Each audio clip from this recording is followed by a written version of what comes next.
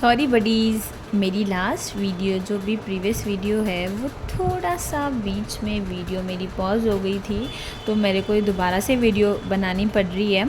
तो मैं इसमें आगे के कवर करना चाहती हूँ। मैंने आपको बॉटल नेक में आपको बोल रही थी। अब मैं ये बोलना चाह रही हूँ कि मेरे को ना आपके ऊपर बहुत ज़्यादा गुस्सा आ रहा है। क्यों? क्योंकि आप शायद पढ़ नहीं रहे हैं, है ना। तो इसलिए मेरा मन कर रहा है कि आपका सर पकड़ के और एक बॉटल लेके और उसमें आपका सर बॉटल के अंदर डाल दूँ मैं। तो मेरा मन कर रहा है ऐसा करने के लिए, तो मैं ऐसा कर लूँ? हाँ, बिल्कुल कर सकती हूँ मैं तो ऐसा, क्योंकि आप पढ़ाई नहीं कर रहे हैं। तो पहले मुझे ये बताइए कि ऐसा हो सकता है कि मैं आपका सर पकड़ के उस बॉटल के नेक में डाल दूँ? नहीं डाल सकती हूँ ना। क्या आ रही है बीच में? रुकावट आ रही है। किस चीज़ की रुकावट आ रही है? कि मैम ये जो बॉटल है ना, इसका जो ऊपर का मतलब इसका जहाँ से पानी आता है वो बहुत छोटा सा है, होल जो है बहुत छोटा है और हमारा सर बहुत बड़ा है। तो बीच में ना रुकावट आ रही है, हिंड्रेंस आ रही है। तो इसका मीनिंग खुद अपने आप में हिंड्रेंस हो जाएगा, बैरियर हो जाएगा, ठीक है। तो बॉटल नेक का मीनिंग क्या होता है? थर्ड वाला इडियम्स देखो अच्छे से। थर्ड बॉटल नेक का मीनिंग क्या है? हिंड्रेंस। नेक्स्ट है eight a loss. Eight a loss का मीनिंग क्या होता है? कि यार मेरा बिजनेस ना एट ए लॉस चल रहा है, मतलब लॉस में हो गई हूँ मैं, लॉस में। तो जब मैं लॉस में होंगी तो मुझे ज़रा ये बताओ कि मैं बहुत खुश होंगी क्या? पार्टी करूँ जाके अगर मेरा बिजनेस लॉस में है तो? नहीं, मैं क्या होंगी? मैं चिंतित हो जाऊँगी, मैं वरिड हो जाऊँगी, मतलब बहुत ज़्यादा थिंकिंग करने लगूँगी। तो एट ए लॉस का मीनिंग क्या होता है? वरिड। आई होप आपको क्लियर हो गया हो। नेक्स्ट है a rainy day. Rainy day, rainy day में तुम्हें किस चीज़ की आवश्यकता होती है? नीड होती है हमें रेनी डे में। किसकी नीड होती है भाई? नीड है, अम्ब्रेला की नीड है। तो रेनी डे में अम्ब्रेला की क्या होती है? नीड होती है। तो रेनी डे का मीनिंग क्या जाता है? नीड। और आप ऐसे भी लर्न कर लो कि मुझे रेनी डे की बहुत ज़्यादा ज़रूरत है, मतलब रेनी डे की मुझे बहुत नीड है, आवश्यकता है। बस ये याद कर लो, अम्ब्रेला को मत लो। रेनी डे, रेनी डे का मीनिंग होता है जो बारिश होना है भैया, बारिश हो जाए, गर्मी बहुत ज़्यादा हो रही है। नेक्स्ट है a man of straw. Straw आप लोगों ने सबने बाहर कहीं ना कहीं जूस पिया है, तो उसमें जो स्ट्रॉ मिलता है जिससे जूस पीते हैं आप लोग, है ना, तो उसको स्ट्रॉ बोलते हैं। तो ए मैन ऑफ स्ट्रॉ। अब समझो कि एक आदमी है या कोई एक इंसान है, जस्ट वो एक बेड पे लेटा हुआ है, बीमार है वो बहुत ज़्यादा। एज्यूम करना है आपको। 3 चीज़ों पे मेरा रूल बेस्ड होता है। एक तो आपको अच्छे से सुनना है, लिसनिंग, ठीक है। फिर आपको एज्यूम करना है, फिर आपको थिंक करना है। तो क्या करोगे? मतलब मेरे को सुनना है, लिसनिंग करनी है, थिंकिंग करनी है और एज्यूमिंग करना है, ठीक। आप देखो यहाँ पे लिखा हुआ है a man of straw. A man of straw का मीनिंग बोल दिया मैंने। कोई एक बीमार आदमी है, वो लेटा हुए हैं बेड पे, मतलब उनकी तबीयत ख़राब है। तो मैं कहूँगी उनसे कि आप प्लीज़ खाना खा लीजिए, तो वो कहेंगे, या कुछ पी लीजिए, तो वो कहेंगे बेटा मैं कैसे पी लूँ, वैसे तो उठा भी नहीं जा रहा है। तो मैं उनको क्या बोलूँगी कि ठीक है आप लेटे रहिए, मैं आपको ना स्ट्रॉ लगा के पिला देती हूँ। ऐसे ही अगर कोई चीज़ उनको देनी हो खाने के लिए, तो कोई भी इंसान उनको स्ट्रॉ लगा के खिला सकता है। तो मैन ऑफ स्ट्रॉ का मीनिंग क्या हो जाएगा? A man of poor will, मतलब जिसकी जो इच्छा शक्ति होती है ना बहुत ज़्यादा पुअर हो, बहुत ज़्यादा वीक हो जाए, कमज़ोर हो जाए। तो ए मैन ऑफ स्ट्रॉ का मीनिंग आई होप आप लोग बहुत अच्छे से ध्यान रखेंगे। A man of poor will मतलब कमज़ोर व्यक्ति। नेक्स्ट है eight home in. At home इन, अब कोई इंसान है, कोई इंसान घर में रहता है, बस होम के अंदर रहता है, तो ये बताओ वो किसी ना किसी चीज़ में तो एक्सपर्ट हो जाएगा ना। जैसे बोलते हैं ना कि सेल्फ स्टडी करो, बहुत अच्छे से आपके मार्क्स आएंगे। मतलब घर पे बैठे बैठे कोई भी काम करना, तो आप क्या हो जाओगे? एक्सपर्ट हो जाओगे। सोचो कि आपकी जो मदर है वो कहीं नहीं जाती हैं, कोई काम नहीं करती हैं, वो घर पर रहती हैं, लेकिन वो घर के कामों में क्या होती हैं? एक्सपर्ट होती हैं। तो एट होम इनका मीनिंग क्या हो जाएगा आपका? एक्सपर्ट, ठीक है। एक्सपर्ट का मीनिंग निपुण होना, मतलब किसी चीज़ में आपने महारत हासिल कर ली हो, निपुण हो गए हो। नेक्स्ट है आपका एट ए स्टोन्स थ्रो। स्टोन का मीनिंग तो पत्थर होता है, ठीक है। थ्रो का मीनिंग होता है फेंकना। तो एट ए स्टोन्स थ्रो, मेरे पास कोई चीज़ है, समझो कि मैं ना गंगा जी के किनारे बैठी हुई हूँ और मेरे पास ना रुपीज़ है, मतलब 1 रुपये का कॉइन है और मुझे ना वो गंगा जी में फेंकना है। तो मैं क्या करूँगी? मैं एट ए स्टोन्स थ्रो, मतलब समझो कॉइन की जगह पत्थर समझ लो, लिखा हुआ है ना स्टोन, फिर कहेंगे मैम आपने कॉइन को ले लिया, स्टोन लिखा हुआ था, तो मैंने चलो यहाँ पे स्टोन ही लिया है। तो एट ए स्टोन्स थ्रो का मीनिंग क्या हो जाएगा? जब मैं स्टोन को फेंकूँगी गंगा जी में, तो मैं बहुत दूर तक नहीं फेंक पाऊँगी उसको, क्योंकि वो जो स्टोन है वो तो छोटा सा है, ठीक है। तो एट ए स्टोन थ्रो का मीनिंग क्या हो जाएगा? क्वाइट नियर, मैं उसको बिल्कुल क्वाइट नियर मतलब पास में ही फेंक पाऊँगी। तो क्वाइट नियर का मीनिंग क्या हो जाएगा? क्वाइट नियर, बिल्कुल पास में। एट ए स्टोन थ्रो का मीनिंग क्वाइट नियर, बिल्कुल पास। नेक्स्ट है at arms length. At arms length, अब समझो कि आप बेड पे बैठे हो और आपको अपनी लाइट स्विच ऑफ करनी है ना। तो आपको अब उठना पड़ेगा बेड पे से, आपका मन कर नहीं रहा है उठने का। तो एट आर्म्स लेंथ का मीनिंग क्या हो जाएगा, आपकी जो ये आर्म है, जो आपका हाथ है, हाथ को हम समटाइम आर्म बोल देते हैं ना, कि मेरी जो भुजाएं हैं आर्म है, ये इसी लेंथ पर है, मतलब इसकी लेंथ बढ़ानी पड़ रही है मेरे को। तो मैं क्या बोलूँगी, एट ए डिस्टेंस, कि कोई चीज़ बहुत दूरी पर है, इसलिए मैं अपनी आर्म को लेंथ में आगे बढ़ा रही हूँ। एट आर्म्स लेंथ का मीनिंग क्या हो जाएगा, एट ए डिस्टेंस, मतलब मेरा हाथ वहाँ तक नहीं जा पा रहा है। At arms length meaning at a distance, distance का मीनिंग है दूरी, ठीक है, दूर।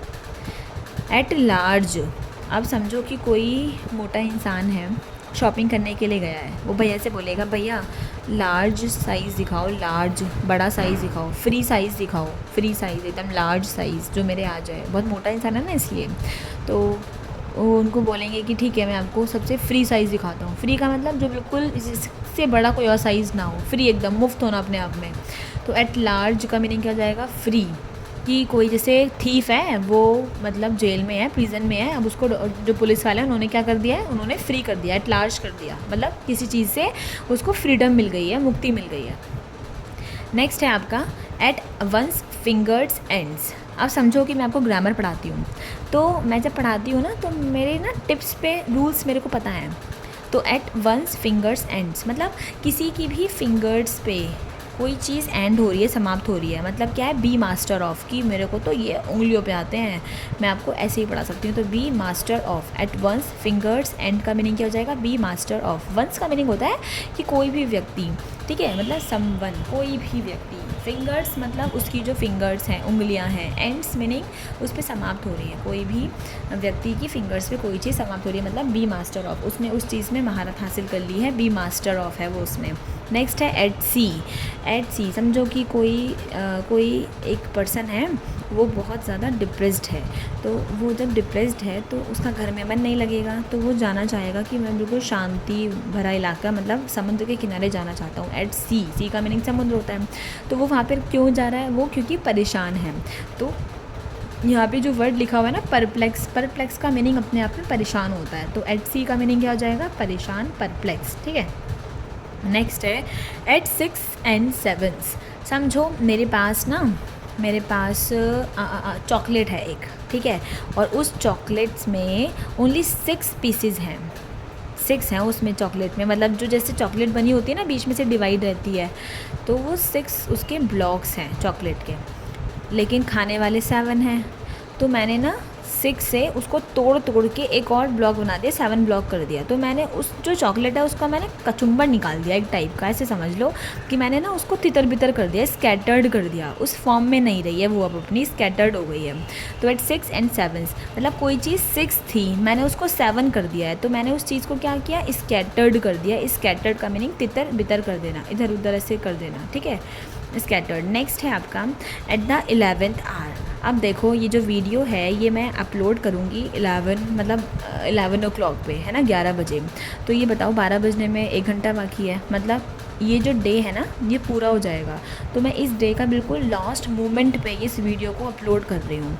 तो एट द 11th hour मतलब 11वां क्षण जो है उस पर क्या कर रही हूँ, मैं ये वीडियो अपलोड कर रही हूँ। तो एट द 11th hour को कैसे लर्न करेंगे आप, एट द लास्ट मोमेंट, बिल्कुल अंतिम क्षण में मैं इस वीडियो को अपलोड कर रही हूँ। एट द लास्ट मोमेंट कि जो मोमेंट है, जो क्षण है, बिल्कुल लास्ट है, ठीक, समझ गए। अब एक बार मैं इसको क्वाइट रिवीजन करा देती हूँ।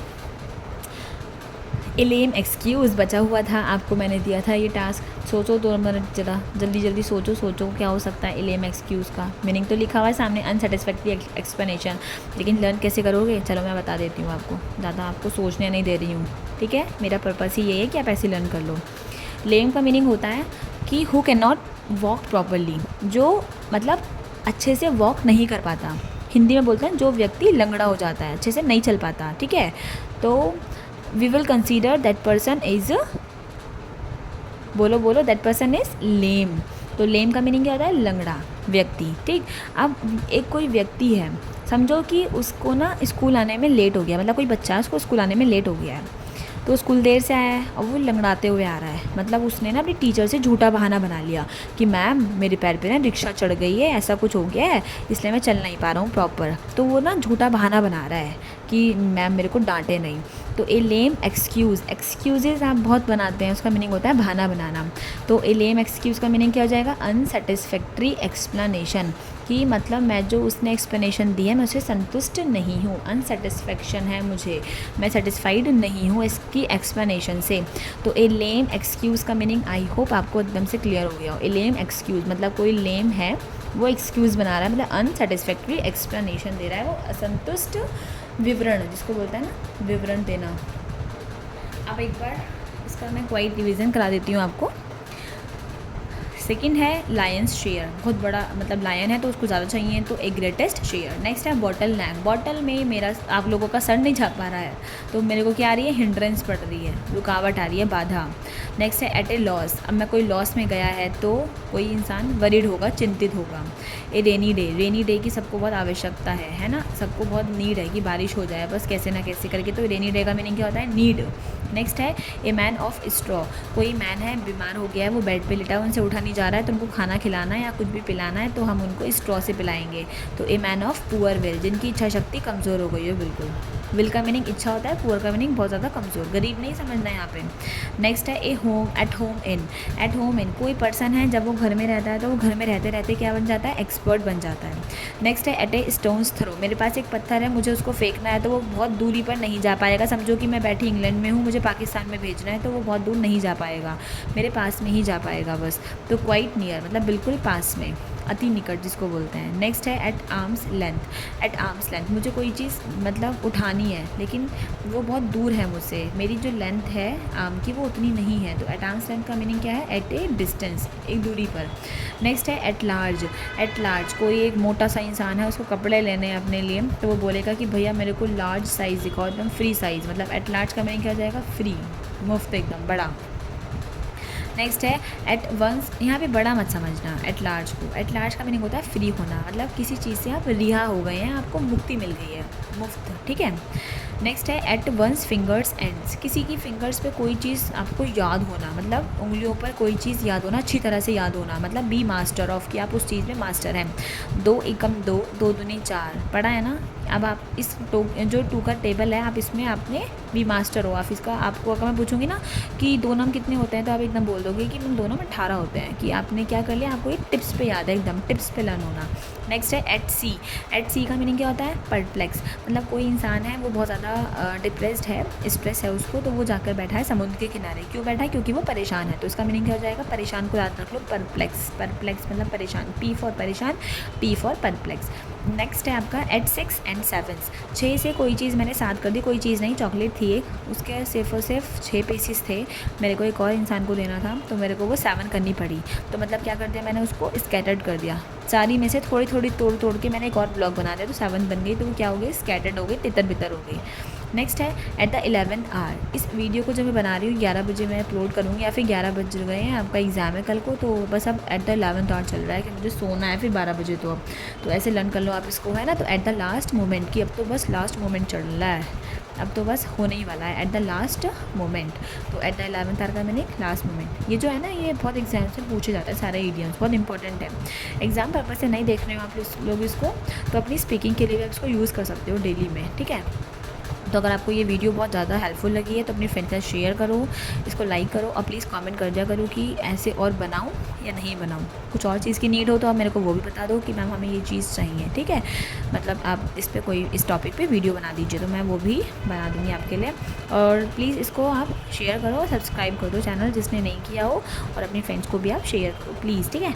Okay, bye bye, tata, good night, have a nice day, bye.